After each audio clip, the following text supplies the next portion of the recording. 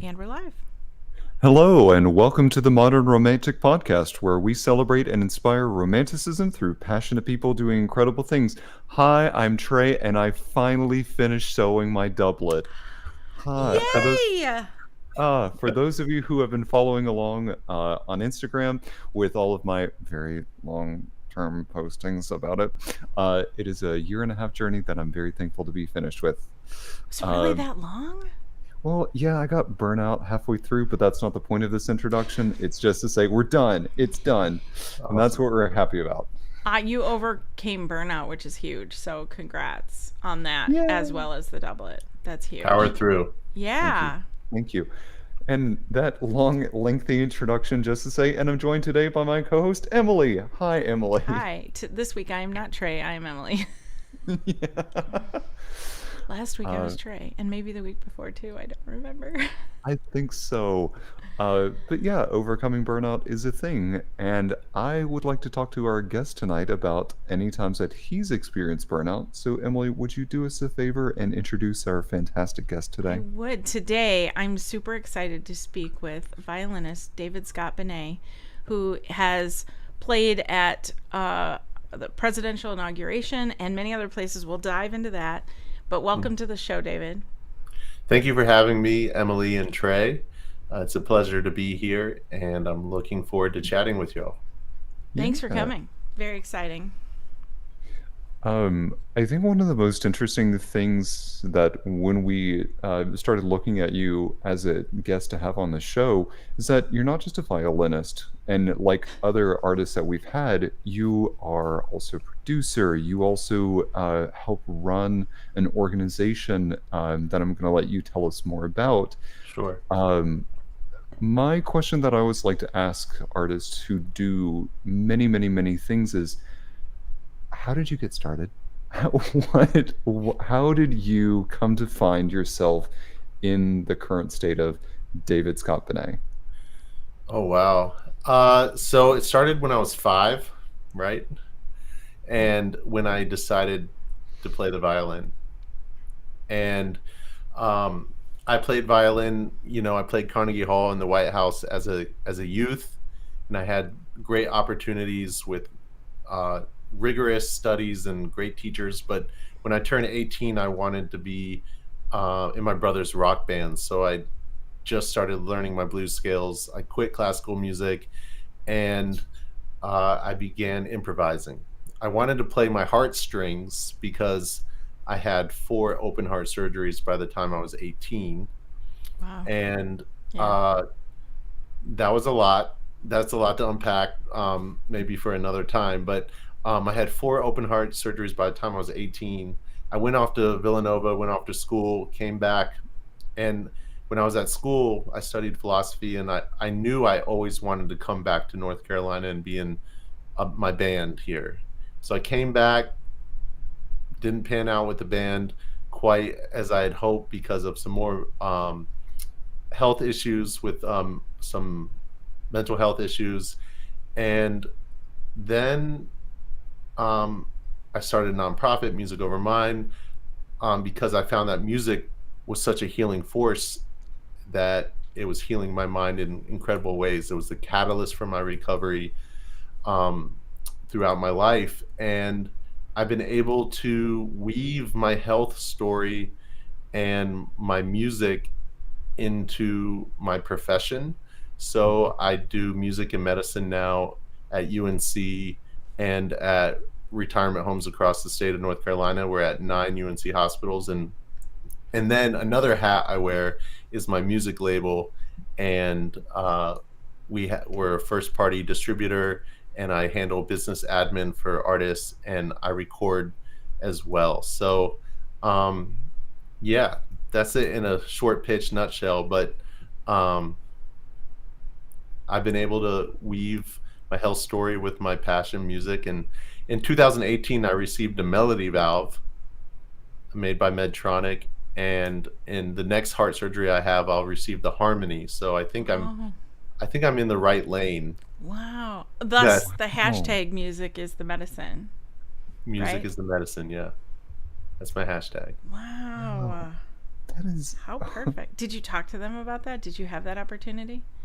Which opportunity? To talk to Medtronic about the names of their... Right. I did not. No. This So feels then, like a commercial. well, it was possibly. kind of. I was featured on their website, Oh, and they made a cool. little commercial about me during the pandemic, because I actually recorded an album called "The Universe Gave Me a Melody," Mm-hmm. and it is sequential story about the entire melody valve procedure. Wow. So, yeah. So the inventor of the valve was a violinist. So Wow, that is so perfect. oh my god. I was listening to your music. In fact, up until you jumped on the show today. And so I was jamming to it, and I was like, and I was wondering if, I was like, did he do the vocals too? There's something about, I'm assuming yes. Is that true? not all of them. I had Okay. features as well. Okay, maybe I'd have to go back and look, because I Sure. didn't have it. I was like getting my mic set up, and I wasn't looking at the screen the whole time to see which song had featuring who at the time. But Okay. Yeah, I do get a lot of features because very cool. people that, so I'm a master on my violin. I can improvise in all my keys. I was Suzuki trained as a kid, so you can play a song and I can just play along. And artists, singers, vocalists, MCs, they're masters of their crafts too. I'm not a master vocalist, so when I bring on my peers and the artists I know here in Durham, North Carolina, then they do really well. So I like to bring them on before I'll take the mic. Very cool. That's how I felt, Trey, when we used to sing at work together, and I would be like, I'll just leave that up to you. I just, Are you gonna sample some maybe 16? Are you gonna sing for us today? Ooh. no, No. not Okay. today. I have done. What? I appreciate the opportunity. I've taken that before on prior episodes. Okay. He has. If That's you've already true. done it, we don't. You don't have to do it again. But Hey, if I No. can do it for Jen Beaupre, you can do it for David Scott Binanay. I also sang for That Jen. also rhymed. I also sang for That her rhymed. before the show. that's clever. You also did what? I sang for Jen before the show started. Yeah. No, I meant like, okay, I wasn't discounting on that. the podcast. Okay. All right, we'll save that for later. I'm sorry. You know what I'm going to do, though? I'm going to take a picture of you. I'm going to put it on the wall over there so that when I turn, so it looks like I'm looking at you, I'll be looking at you because your face will be on the wall over there, and I'll just be like, We've got a "Right." little bit of a Brady Bunch thing going. Like that when we did the thing where we were like, it's a heart. Yeah, you all practice that. We did it one practiced other that. show. Yeah. Okay. So David, I really do appreciate the opportunity, but I really like to focus on our guests. Sure. Oh, No, and make sure that you get the platform that you so richly this is deserve. fair. The thing that I really took away from you talking about your story and from what research that we've done is that you've kind of broken out from the classical music structure. And for someone who's like me, who's doing that a little bit now, exploring other genres, kind of one multi-part question. One, why open yourself up to other genres of music? And two, what have been some of the things that you've been able to do in these other genres that you couldn't do in classical music? Yeah, so a lot of classical music, it's very regimented in a way where it didn't match my biorhythm in a weird way. So my heartbeat, with my murmurs and my valve issues, I don't have a 4/4 time. I don't operate in 4/4 as well. I mean, I can play in 4/4. I can walk the bass line.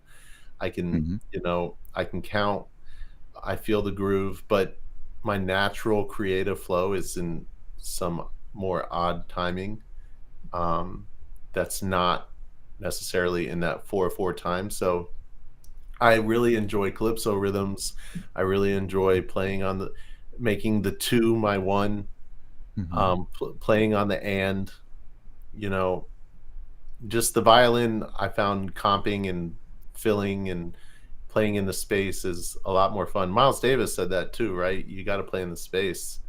The rest is the loudest note, and I just when I was 18, the classical music wasn't translating my experience. I had already had 4 open heart surgeries. So the classical music wasn't really translating what I was feeling. I was feeling a lot of blues.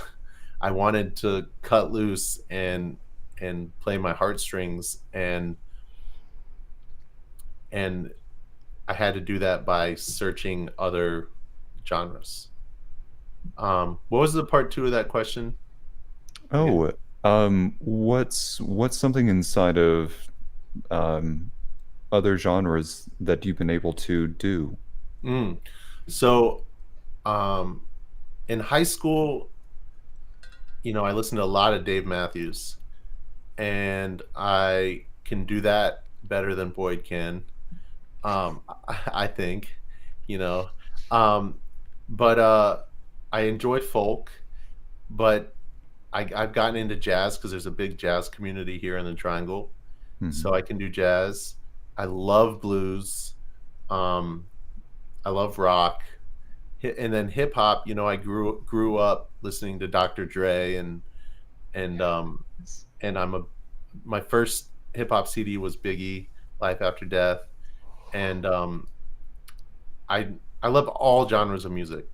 I still love classical.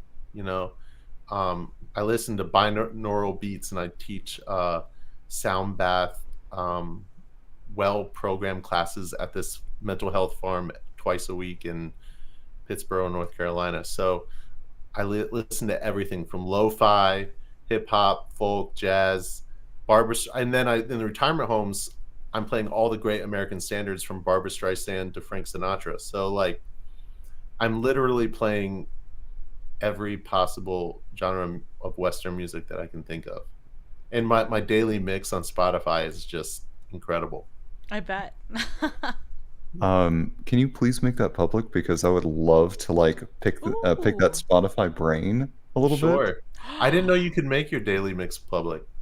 Um, if you cannot, Oh, then I was gonna say I'm we should I start asking for that. I will admit I don't explore Spotify as much as I should, other than to listen to our podcast. Um, You had to Thank you run it for up. also being a listener, Trey. but I Oh, so I I can share will. it. I can share it. Okay, Oh, yeah. I think that'd be fab. Will you let us share that with our audience? Sure. Which one do you want? Number three? That's a good one. Because the daily mixes, they'll organize them into genres for you. Hmm. But yeah, I could share it. You choose, Yeah. Trey. I don't know what the Uh, answer should be. 1 through 6. let's do Mambo number 5. Okay, let's see. Mambo number 5. That is the Beatles, Doors, STS-9, and more. Oh, yes, please. All right. Okay, that's some contemporary How stuff. fun. What a cool thing. Share with Yeah. us your playlist, and then we could put it like in the notes for the Okay. show if anybody's interested. I think that's fabulous. What a cool thing that morphed into. But Need to make notes. Did you see Josh's message? Very punny, Trey.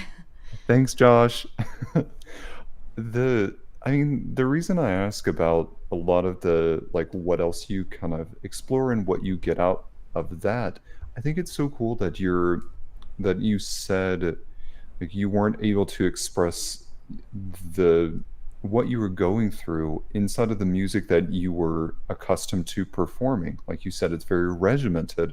So giving that space to something where you feel like you can connect to and that allows you that emotional expression, I think is it's important for many artists to explore something outside of their genre.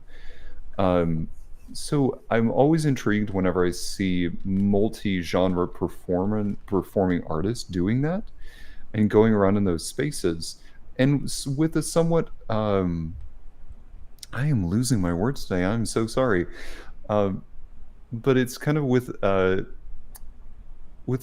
musical instrument set that you're not expecting to hear performing some of that music. Do you ever get like people listening to that go, "Oh, okay," and they kind of like cock their heads at like, "Well, this is different, and I like this," like a new Yeah. experience? Yeah, so I had one booking agent in Raleigh who wouldn't book me. She's like, no one will book a violinist. And What? so and so I had to do it myself. This was in 2019, before the pandemic, pre-pandemic, and I was gigging a lot of bars and breweries for my gigs to Mhm. supplement my 9 to 5. And when she's the only person that wouldn't book me. Everyone else was like, "Oh wow, this is amazing," and then I would always come back for repeat performances because people just love it what I do. Um, but she was like, "No one." She just judged off the bat. No one will book a violinist, a solo violinist at a bar. And she missed out on that 20%. So I would say. Wow. Seriously. Just because she's never seen a violinist at a bar. yeah. And she said, "Why don't you come to my open mic and perform, and then I'll decide." So I did, and of course, I said, "What do you?" The band was there. I was like, "What do you guys want to play?" And they're like, "Devil Went Down to Georgia." So I said, "Charlie Daniels, let's go." So I did, and then we went into a Dave Matthews two-step, and the whole house was just cheering, going wild. And I went up to her afterwards and said, "Well, what do you think?" And she said, "Well, I just don't think they would book you solo." So I think maybe I came off the wrong way. I don't know. It's too hard to. Too hard to tell, but it's in the past, so Yeah. Oh, man. it's Yeah, all right. definitely in the past. We're not thinking that way anymore. Come on. That's right. No. And I'm not really doing the bars and breweries anymore anyway, so Cool. I just I just don't have time for it because that when you get to my age, so the energy and time go down. So I am gigging every day pretty much, but I'm gigging during the day in the hospitals and retirement homes. So Wow. and then I do weddings and private gigs. I actually had my first gig of 2024 yesterday. Really? What was Mhm. it, if you don't mind me asking? So it was super cool. It was at a Durham Central Park, Okay. and it was for the Makers Underground Market. And I had a Hmm. band. I had Matt Laird from the national touring act Big Something Okay. on bass, and I had CJ Baker, who's a local drummer here. He played drums, and we had tracks and in-ears, and I had 4 MCs come through: Nate Harn, Riding Russell, Mayday, OJ, and Elvito. So I had 5 MCs. And so we did my original music, and then on the back half of each set, we did 2 sets. We used I think I'm okay to say this, but we used AI to Okay. pull stems Okay. from songs that were famous hip hop songs, but we got the original samples. So Okay. we separated stems, and we kind of did a remix, Hmm. and it was awesome. It was What? awesome. It sounds. I can hear it in your voice. Yeah, That was awesome. it was awesome. Yeah. And so uh we did a lot of work in preparation for this, Yeah. but I want to I could have been better on the guide tracks on the in ears. So, but you learn as you do these things. So It That's your sounds like it was a. Oh, sorry, Trey. Oh, I was just going to say that's your perfectionist talking. It was good. It was, it was good. Yeah, it was good. That sounds like a great opportunity, and you got an amazing result from it, and you learned from it. I learned, yeah, all the boxes were checked after the show. Yeah, very cool. You Um, said, oh, go ahead. Nope, we're interrupting each other. Go ahead. Well, I was going to say, speaking of performing, you said you started to say before the show something about how getting nervous before the show is an element for probably any artist who puts their artwork out there, whether it's before an art show or before you just put your art out there somehow or begin like any kind of public anything.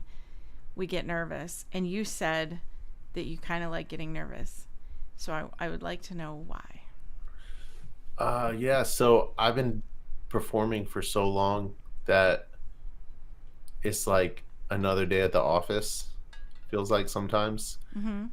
And when I get nervous, I'm like, oh, I'm entering into the zone. I'm going into like the focus in the zone. My body is having a chemical reaction. My neurotransmitters are firing, and I'm gonna go into the zone. My breathing is slowing. But if I'm just going in after my morning coffee and it's just my 9 to 5, then the gigs are different. But I was a little nervous yesterday, just a little bit, and I was like, oh, it's gonna be good.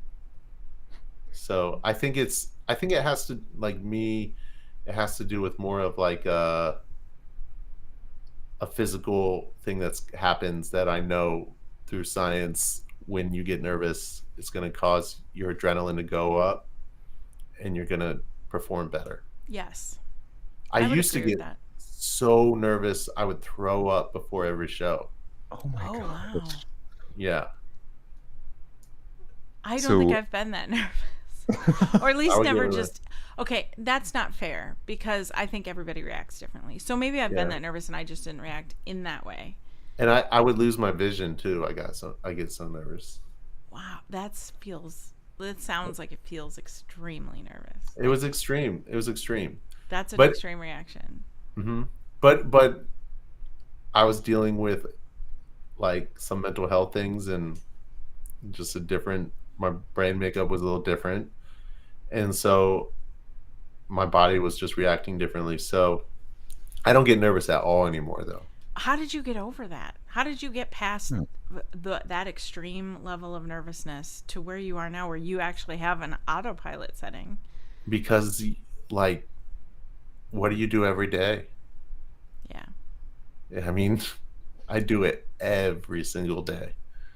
So just repetition and Repetition. doing it anyway. And I had a friend ask me the same question. I said, well, you just got to get better at your piano.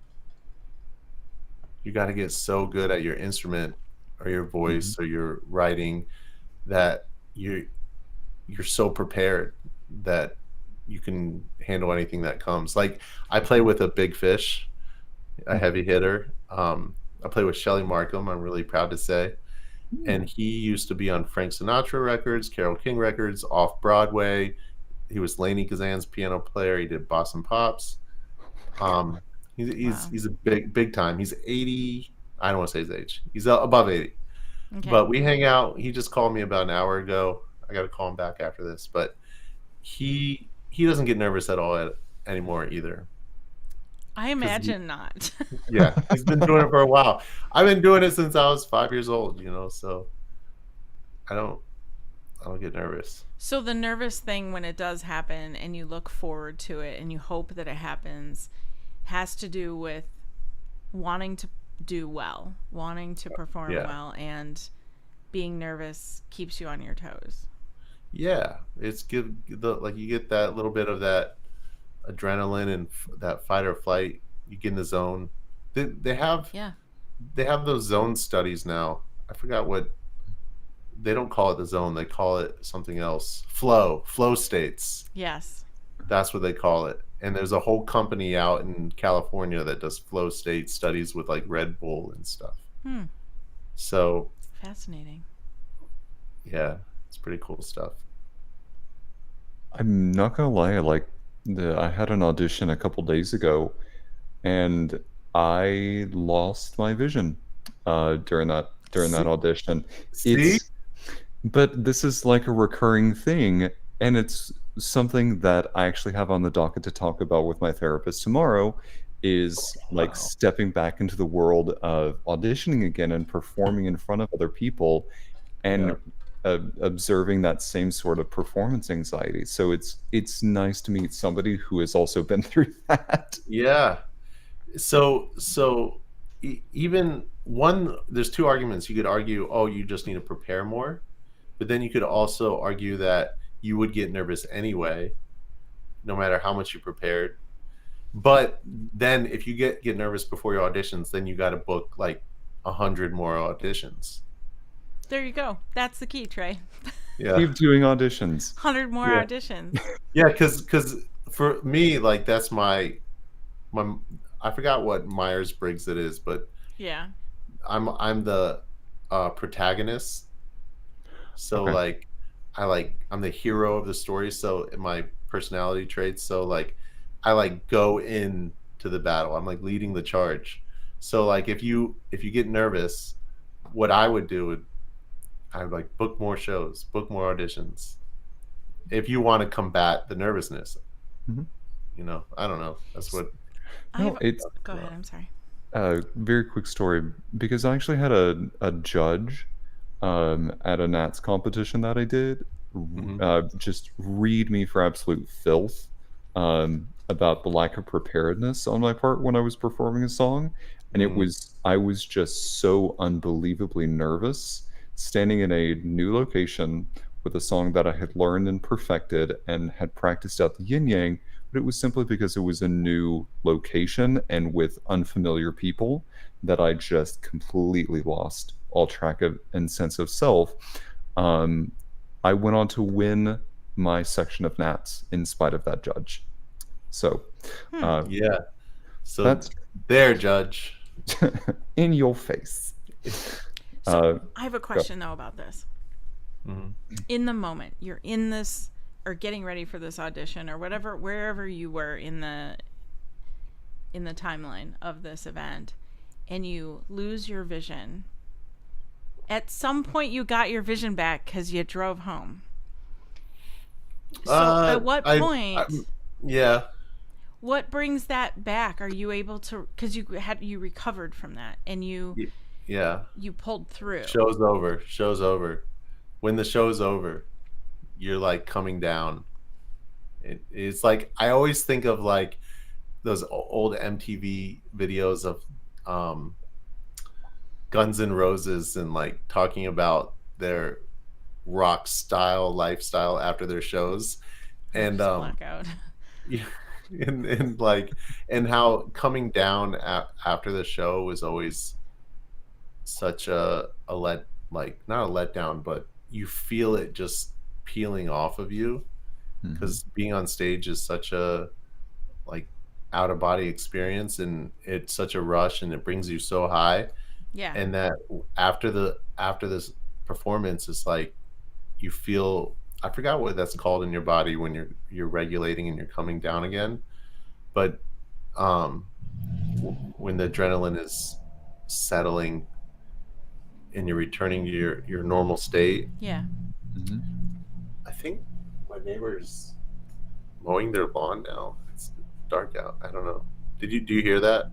We did, and I hear it sounds like a kind of a hum, but it's very Okay. small. Okay. Okay. Yeah, don't worry We're about it. good. We're good. Okay. So yeah, so I would you just come down, and my girlfriend at the time, now my wife, would drive me home when I was gigging out a whole bunch. But Mhm. That makes sense. That sounds safe. Hmm. But like for you, Trey, what happened in that moment for you for your audition? Like did you just lose it for a second, or was it like the whole audition's like dark? Um, I would say for a couple of seconds, like I kind of black out, and then it's one of those of like kind of staying in the moment and staying with the song. Whenever I sense myself blacking out, is when I completely lose my technique. I start losing my connection to the song, and it just becomes a performance and not a like an experience for Hmm. myself. So I kind of caught it towards the end of the cut that I was doing. And so I like managed to salvage it at the very end of it. But yeah, for like a solid like 5 seconds, I don't remember what happened. Hmm. Yeah, so mine would just go blurry, and we don't have to talk about the vision stuff too much, but I would, my experience of it, it would hyper focus, and I would go blurry and hyper focus, and it looked like what I would imagine an ant looking through a what an ant sees. It was weird. My doctors didn't really know what was going on. It would also happen when I cook pasta, the steam, I would imagine. So Okay. It's interesting. That yeah. is fascinating. You know what I love anyway, though? You guys both did it anyway. You did it nervous. You did it Yes. blacking Mhm. out. There you go, You Emily. went through it, and that's kind of the point I was getting to. Like, at some point, you didn't run away. Yeah. It's I don't know what that is or kind of what it's part of that conversation that I'm having with my therapist of like, there's something there and let's talk about it. Um, but it Mm. comes with stepping out of your comfort zone and sensing like, okay, something needs to change. Here's how we're going to do it. Hmm. That is. I like talking about this stuff because I want our audience to, like, I bet there are artists out there and people who get ready to go on stage and this happens to them and they're terrified of it, or it happened one time and it stopped them from doing it ever again. And Mm. I feel like this could be inspiring to somebody who maybe has the opportunity to go do it again, or maybe they don't have to hold back from whatever Mm. their art form is because of this, because Yeah. you can do it anyway. It was a severe handicap for me for many years, Yeah. but I still went out there and did it anyway. But I got backstage to, do you know who Nadja Salerno Sonnenberg is, the violinist, famous violinist? She was a Hmm. child prodigy and like playing Beethoven's concerto and all these amazing, beautiful pieces. Hmm. Wow. I I no. So I got backstage when I was 12 and got to meet her, you know, shake her Cool. hand, hand her flowers. She like signs the um a piece of paper, you know. Okay, I looked And her up and yes, I do. you do know her. I do. Okay. Yeah, I just She was the wild seeing the name violinist. what made it different. Yes. Okay. Yeah. So she thought she was signing her autograph, and then the next person in line, and I was like 12 years old. I said, "Excuse me, I have a question." And I said, "How do you not get nervous when you're on stage?"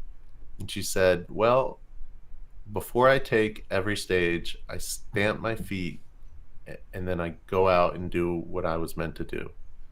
So I tell all my students to do that as well. And before I take the stage, I just stomp my feet and I just go do it. Oh, I love that. It's, Yeah. Just gonna shake it off and go do it. I love that. At the art lab, I had this idea based on a post I think I saw on Pinterest or something where they had made a stencil of letters and it's in words and it said stand here to activate your superpowers, and I wanted to put it right on the sidewalk in front of the door to walk into the makerspace, That's cool. to so right before you go in you can stand there to activate your superpowers and go in and make art. I'm still going to do it, I just haven't done it yet, but that reminds me of that. You just stamp your feet and this is what I was meant to go to. Oh, I love that so much. That's wonderful. Somebody clip that. I um, will. I'll do it. okay. Yeah. It's good. I would say the question that for me, and it kind of leads into your nonprofit a little bit, is the using music for a healing purpose and with a lot of intention that's behind it, be it mental health, be it um, some other things that are going on through people's lives. Can you tell us a little bit about your nonprofit and how it ties into your life right now? Sure. So I run Music Over Mind, and we have about 5 contractors that go out into retirement homes, memory care units, and rehab units Mhm. across the state of North Carolina. And we play for the residents there. And it's incredible because they come from a generation that listens. They know stage etiquette, they know theater etiquette. They'll stand on the side and wait till the song's over and then take their seats if I'm in the middle of a song. You can hear a pin drop when you're in the room, and it's really interesting to be a part of, um, to witness that level of attentive listening. They'll applaud your solos. It's really beautiful. It's my favorite gig. That's why I left the bars and breweries behind, because I was like, this is incredible. And it's only an hour typically, so I, I can do more in a day, and I just really enjoy it. And then also with the Music Over Mind, we host live interventional musical programming at in partnership with XCS and the UNC Center of Excellence, which is the mental health umbrella. And we um, do sound bath performances. We host drum circles, songwriting workshops, and I'm at a farm 2 to 3 times a week, a mental health farm in Pittsboro, North Carolina, and we're hosting these classes, and it's a magical place to say the least. And then also, we sponsor clients to get them in the recording studio and just capture where they are in that moment. And then on top of that, I also am a director of a program at UNC called Door to Door, where we're at 9 UNC hospitals bringing music door to door to patients, the staff and their caregivers in the hospital. So Wow. that's my main gig. I mean, I've got to imagine that, like, you get a lot of warm receptions when you go to these different spaces. Am I interpreting that? Oh, you nailed it. I always tell our donors that we're in the business of thanks, praise, and accolades, because we're impacting people in such a beautiful, powerful way. Um, it provides just a little bit of respite for such a difficult time being in the hospital. And during the pandemic, we were at the hospital every single day. We were even supporting the nurses and staff during shift change when we couldn't go in the hospital. But that was a very intense time, because Yeah. we were also on the front lines of the pandemic, being musicians. I remember being at a retirement home. You know, we lost a lot of residents in these retirement homes, but also we didn't know what was going on at the time. At the very same time when we were wiping down groceries, they were power washing the buildings, thinking that would stop it. And we were serenading the residents outside their windows because they were on lockdown in their bedrooms. It was Wow. pretty intense.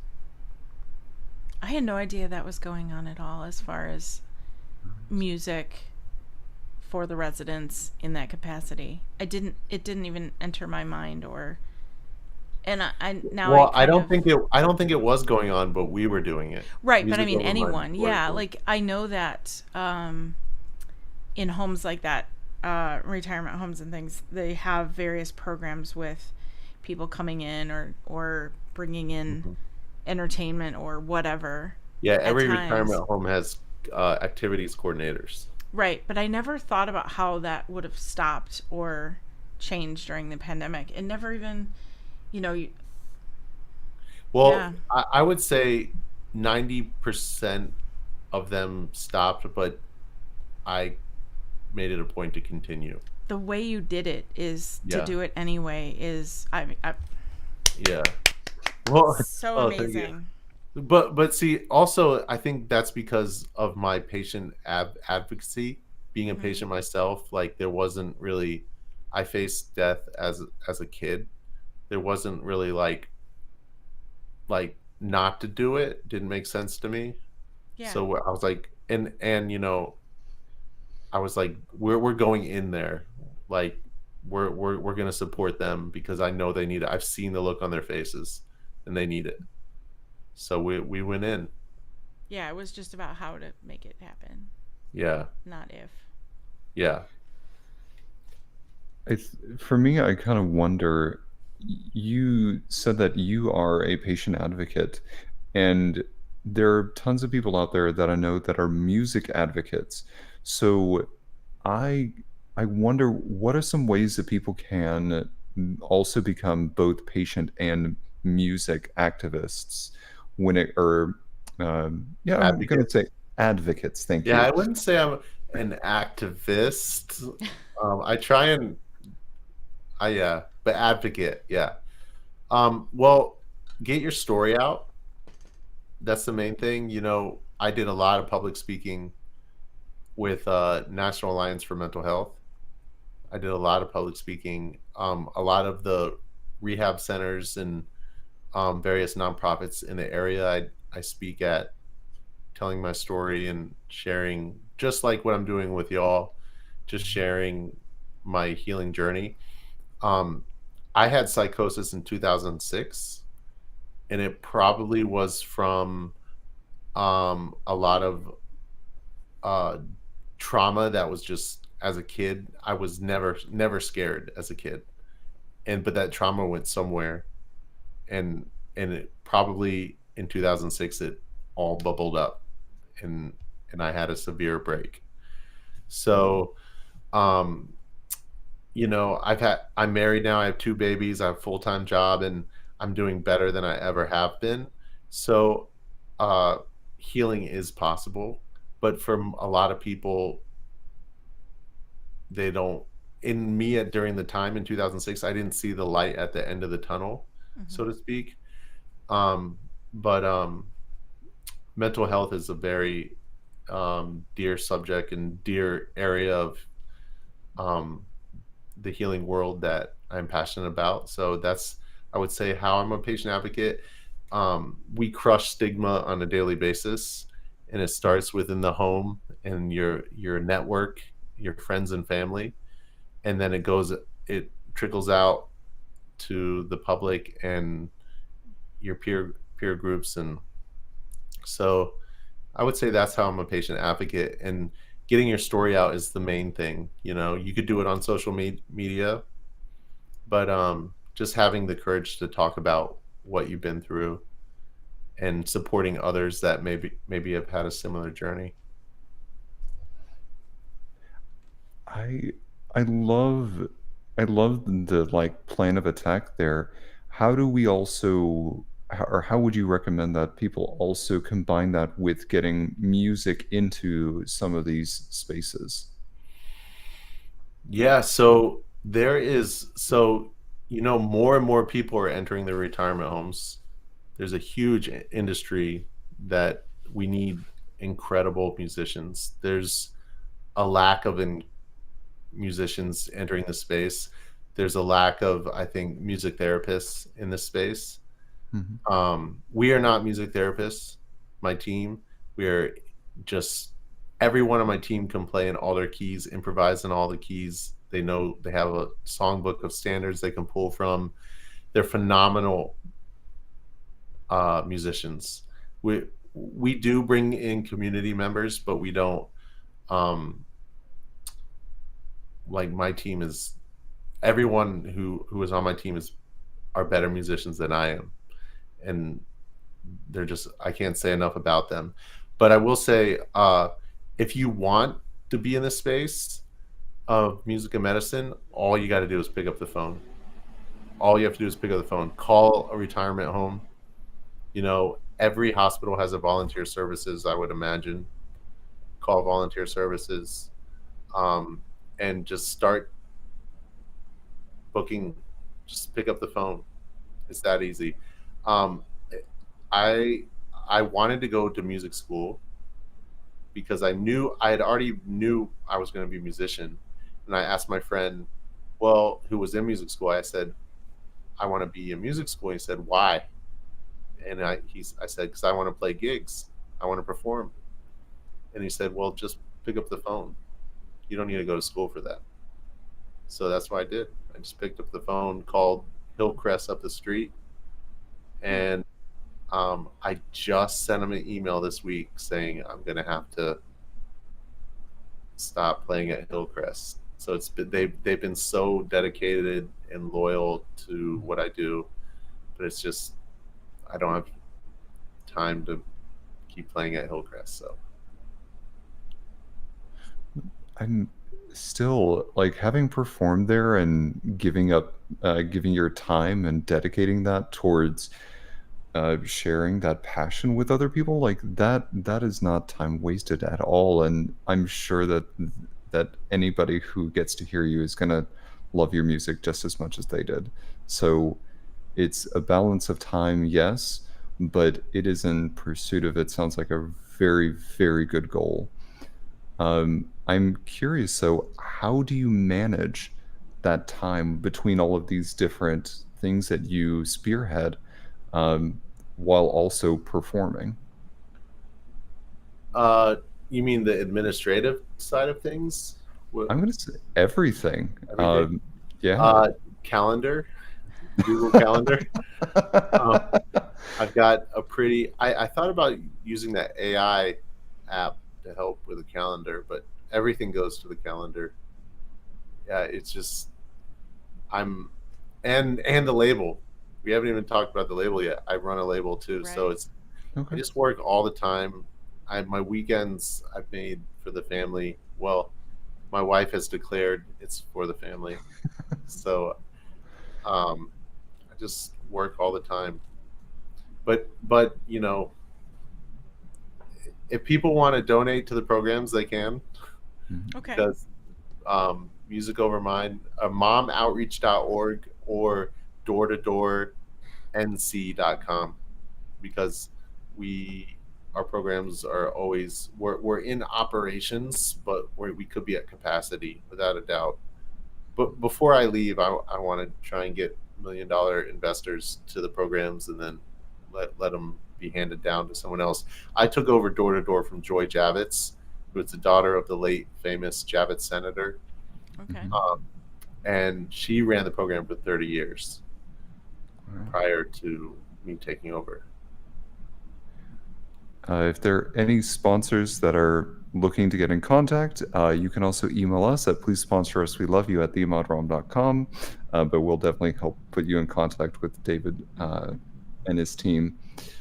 Um, with taking over that, like, was it daunting to take over something that's been around for more than 30 years?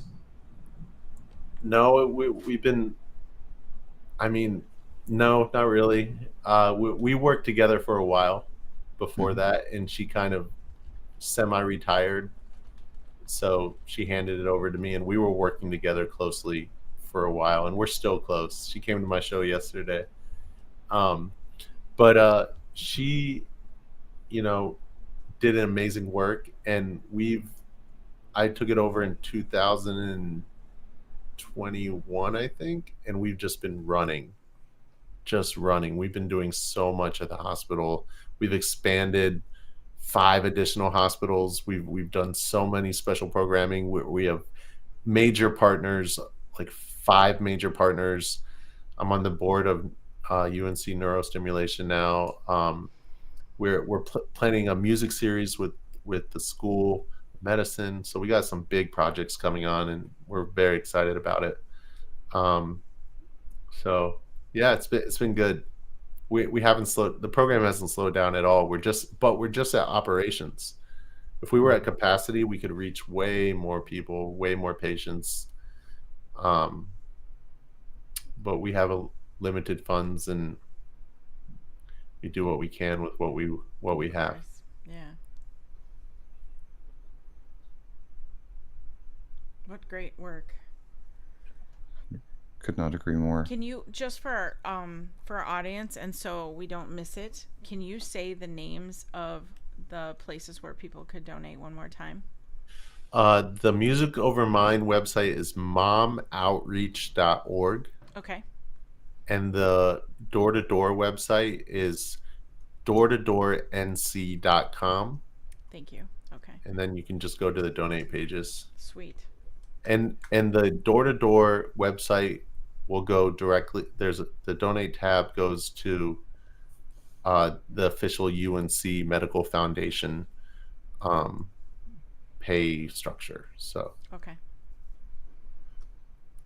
So you also, maybe, I don't know if it's, thank you, Trey. I don't know if it's on the fun side, but on to the perceived fun side, you played at, that's, I just wanted to bring it up since I mentioned it in the intro. You played at a presidential inauguration.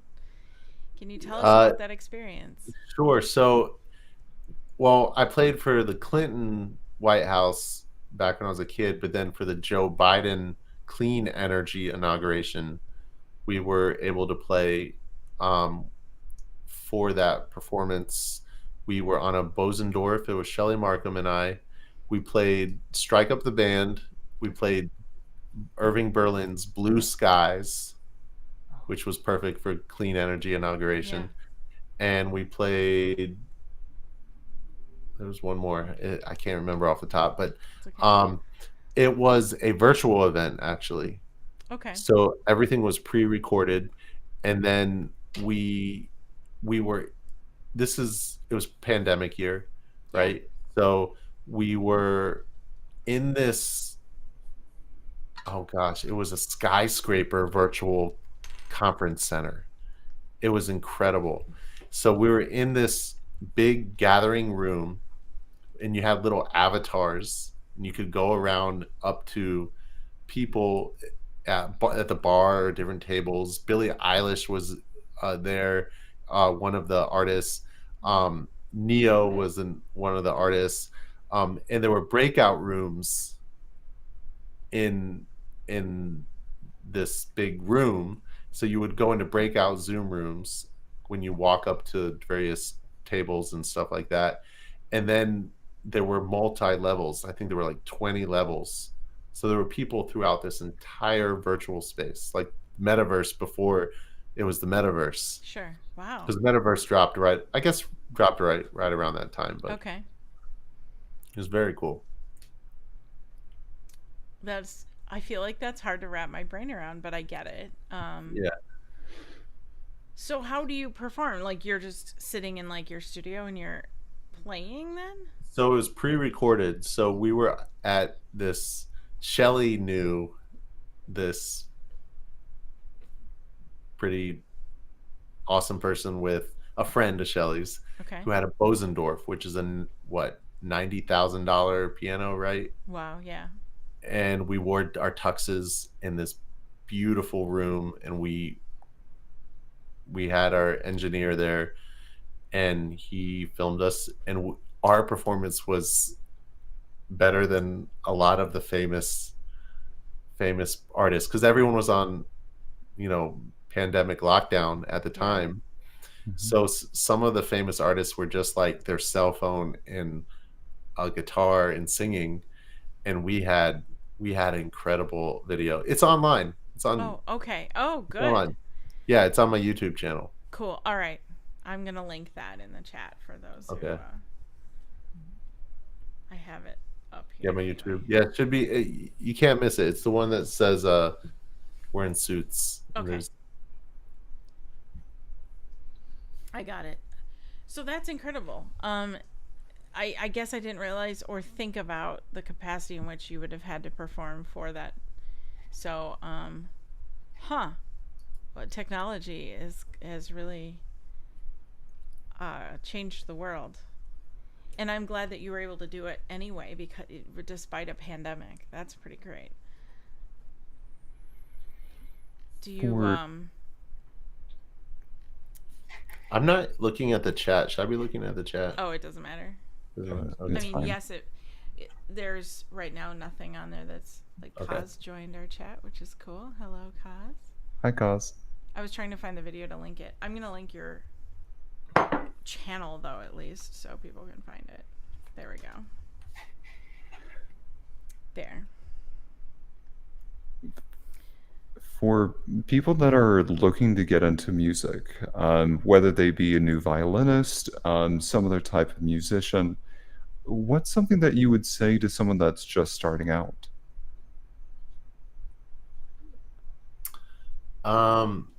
Yeah, so stay away from the books.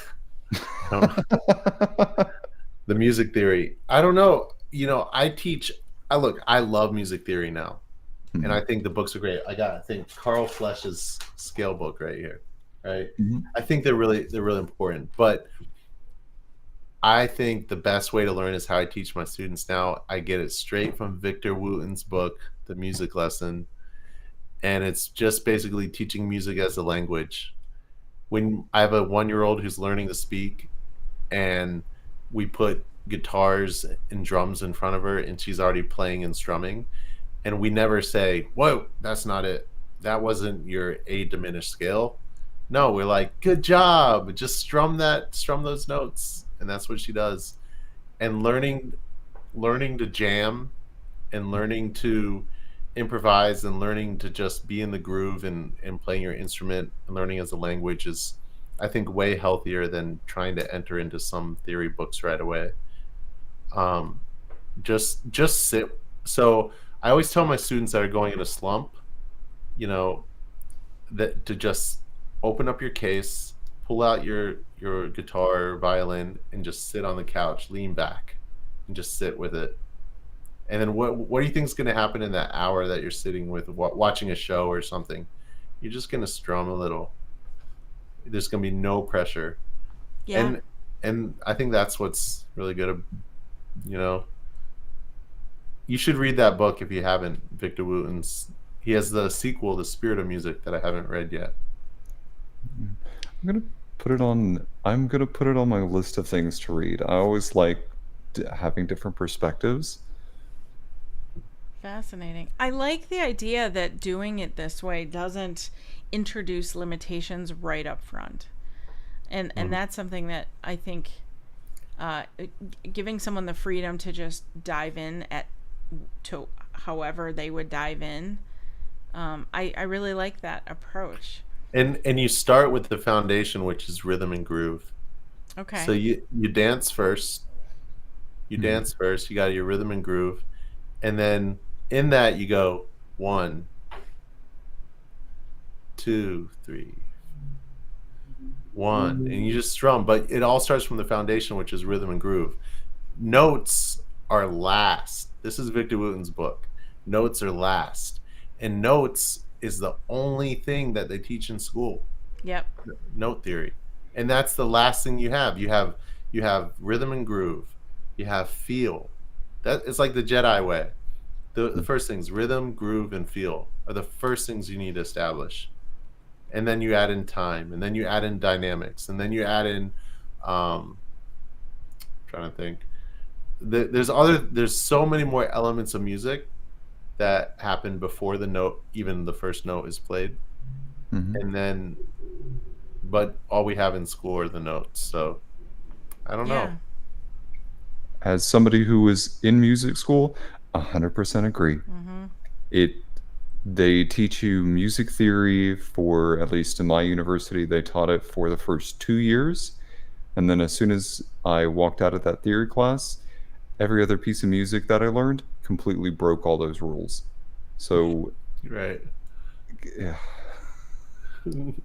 And Kaz in the chat said, I wish I could do that with bagpipes. I don't know what you mean by that, but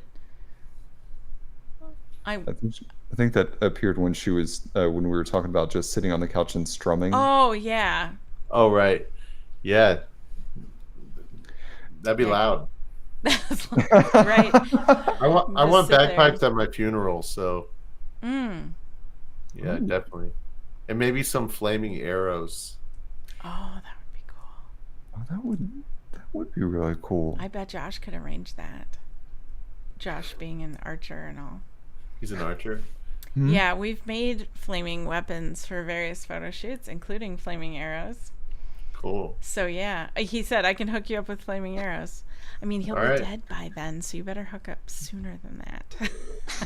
Wait, Josh will be or me? No, well, Josh said I can hook you up with flaming arrows. He's Okay. Archer 33X in the chat. Okay. He's our moderator guy. Oh right, that you right, met, Josh. so, yes, I yeah. met him. Um, He's not much older than I am. I'm old. we don't know. We don't know. He is up. He is in upstairs. You said. He is upstairs. Yeah. Yeah. Well, I'm like 75. No, you're not. No, I'm not. Thank you. Thank you for calling her out.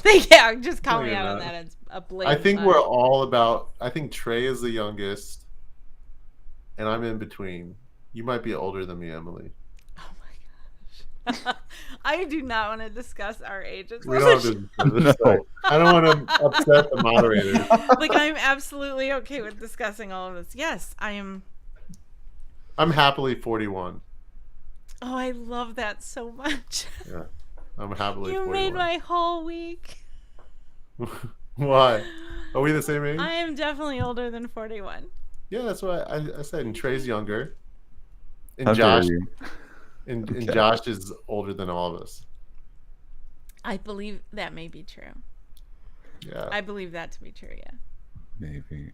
I don't know. I don't think I've ever talked to Josh about his age, and I don't think I've ever. We don't. Lot to 'cause it ask. doesn't matter. It doesn't matter. Doesn't matter. Because if I'm doesn't. 75, that makes him like 78 or something. Yeah. I'm just kidding. Kaz said, "Oh, we can bring David to the photo shoot." Okay, so we have this photo shoot idea that we've been working on for a couple of years now, and we're going. It's evolved over time.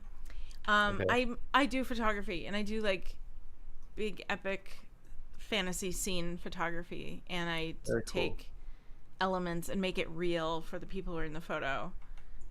So it looks like a lot of it looks like AI, but it is not. And Okay. so it's an experience, and we decided to create this whole like maybe weekend experience for all of these photo shoots at maybe a castle somewhere or some big Ooh. event space where we can hang out for the weekend. And then we were going to have all these castle related for the photo shoot, you know, a theme. So Kaz was bringing the horses, and now I guess bagpipes based on what what I'm reading. And we had other people that all of our guests are invited. Okay.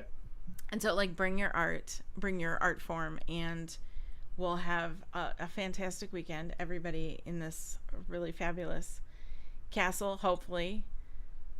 And then it was like, at one point, it was a challenge with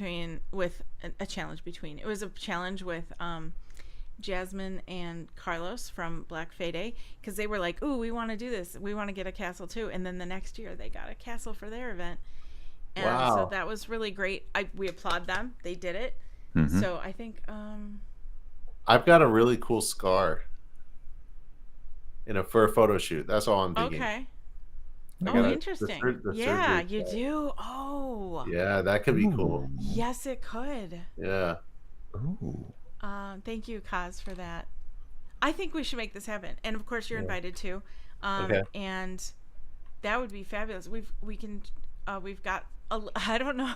I don't think I could outfit all the guests. I don't have that much garb, but I have quite a bit because I come from a costuming background as well. But Trey, now that you've got this new doublet done, maybe you have some extra garb as well. I do actually, and I need to finish a kilt. But as soon as I'm done with that, I could start working on other pieces. The kilt. Yes. Yes, kilt. Think about what you'd want to wear, David, and we'll figure this out. Okay. We need to actually just plan it. Where's there a good castle in the States? Oh, Biltmore. Biltmore would be cool. I don't know if they would allow us to do. They such would a not. They No. would not. There is a castle I know we can rent like the whole thing in. It's in Illinois. I used to live in Illinois. Yeah. There's a lot of serendipitous connections. Yeah, it is. Rockford, Illinois, is where the castle is. Okay. Okay. I've been there a couple of times. But we could like rent the whole castle for the weekend. We're gonna have to look this up. Also, we could maybe just get the castle that Jasmine and Carlos got. Yeah. Anyway, Kentucky has a castle, Kaz said. All right. we, we will not be short of castles. And the good part is we could do it like every other year or something and choose a different castle takeover. I wonder how we can find the time to plan such a thing. We're going to do it, though. We have to. We've talked about it. We've brought it up to like every guest at this point. Okay, We need to just do I'm it. in. Oh, thank you. I'm Okay. so happy. Hooray. It's going to be so fabulous. Oh, So, yeah, you're in, so I will help outfit you, and we can think about what you'd want to like, what vibe you'd want to have, and Okay, garb. I bring my Kaz. violin for sure. This is my axe. Oh, I love oh, it. I love where this is going. Very good. Kaz said, yes. Oh, and Sandra said Pythian Castle in Springfield, Missouri. We're going to have to look up castles and just decide on one that's affordable and do a fundraiser. yes. Castle photo shoot fundraiser. A 24-hour live stream event. Donate. Not a bad idea. I was partially joking, but we can talk about it. David, I have one last question for you, and this Sure. is like at the top of the episode we talked about with my doublet that I had experienced some burnout, and I want to kind of get back to that question that was looming before we got started. Have you ever experienced burnout doing all the things that you do, and how do you overcome that? Hmm. Um. Well, with practice, I learned to observe myself getting better, Hmm. and so I think with the violin, I'm constantly evolving and getting better. So I don't think I burn out on that. There was a period of time where it was I changed. The violin never changed. I changed, and then the violin was more silent, I guess. I didn't play it as much because I was so different. But my dad kept encouraging me every day, just pick up your violin. Just can you play me one song? My Ask and Farewell, my favorite song. So I would play him that song, and and that's when I was really down and low, and the violin was sad when I played. But over time it just started to open again. And it took years, but I I just haven't. They say like your instrument will never cheat on you, right? Like your music doesn't never cheats on you. So um, the music is always faithful to you, Mm-hmm. but we go through ups and downs, So I think having the space to honor your own cycles and your own seasons and your own rhythms is okay. And so burnout, burnout is a little different than honoring your own seasons, like burnout is like when I work 70 hours for weeks straight and then I have nothing left in the gas tank and then we're just done. I'm burnt out. So if that's the case, you need to take some time. But I don't think, I do get burnout from invoicing, I think, but administration I think I get burnout from, but even if I was doing like something with my hands, if I was sewing, Hmm. Mm-hmm. I feel like you learn the technique, but then you learn how to do it even better and better, right? You learn how to make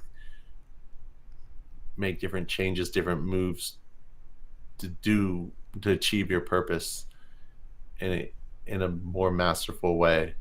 And I think that's the pursuit of art and why we do art. For me, you know, I I studied a lot of Plato and the forms and like virtues in the sky above us, I love that those kind of classic philosophers Hmm.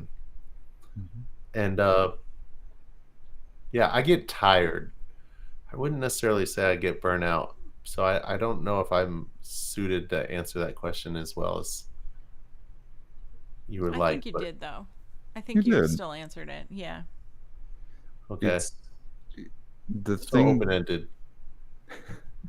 But I love the way that you described it, of you changing, but giving yourself the space to change and express that.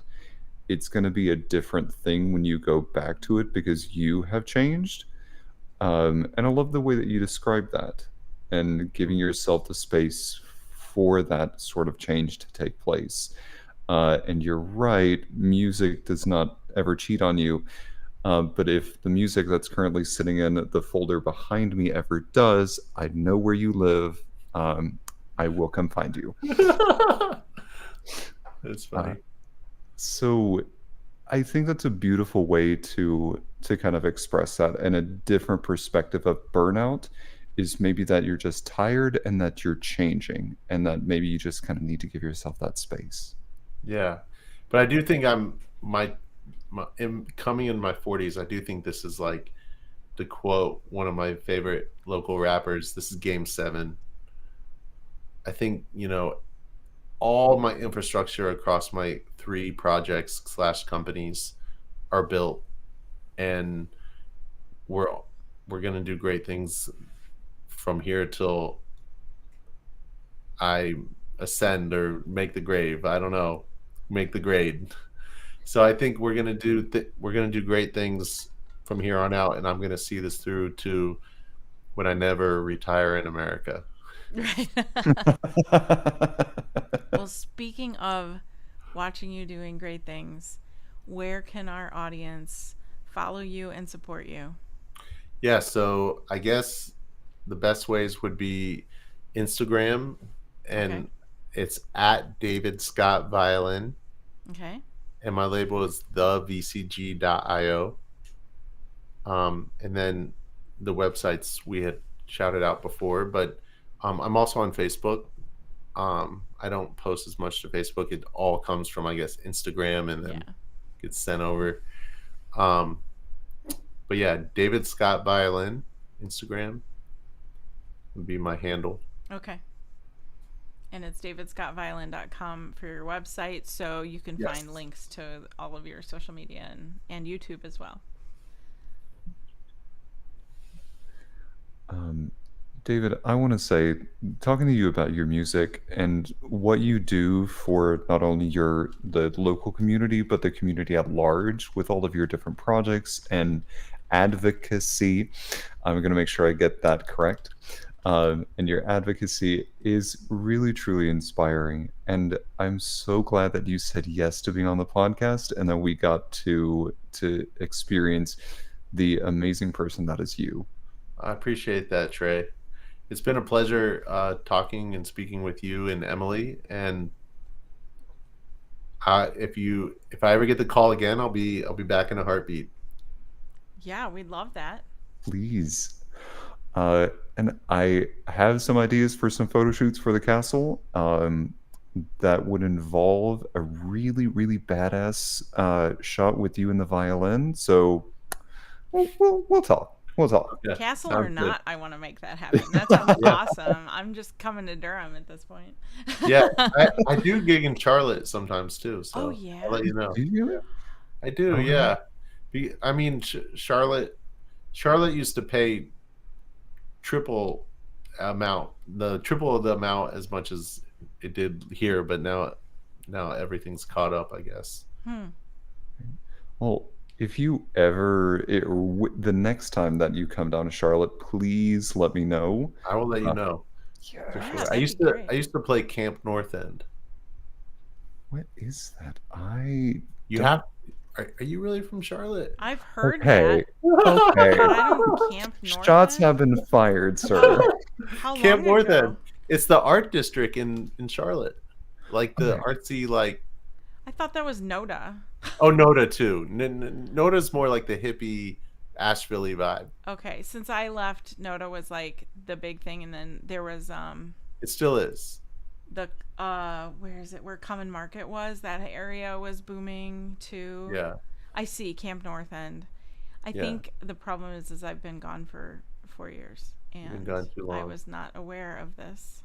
Yeah, Camp North End's really cool. I used to gig there a lot, and my buddy one of my producers lives in Noda. And the Music Factory was another place that was kind of hopping. I don't know if it still is. I don't know if it is either. Last I heard, to an extent, I don't go so much up to the up there as much as I did, but I heard it's doing okay. I love that you went right into, are you even from Charlotte? That's wonderful. I love that. I was like, I'm just busting your chops. like, wait, how disconnected have I become? I needed to go look. That's so funny. Kavanaugh. I'll actually be in Rock Hill. I think we're planning a trip in 2025. Oh, all right. Your old stomping grounds. We'll go to Men's Warehouse. Yeah, that sounds really exciting. I'll meet you there, and I'll just be like, "Hi, I work here." Yeah. I work here. Funny. Oh, this is gonna be great. I love it. Oh, well, David, thank you so much for being on. We're gonna have more barrel laughs after this. Yes. I know that we are. We're gonna be in touch. But as we close this incredible episode out tonight, this episode, along with probably every other episode from here on out, will be dedicated to Joe Capone, our moderator, fellow comedian, passionate encourager, and greatly missed friend. You can find us pretty much wherever you tune into podcasts.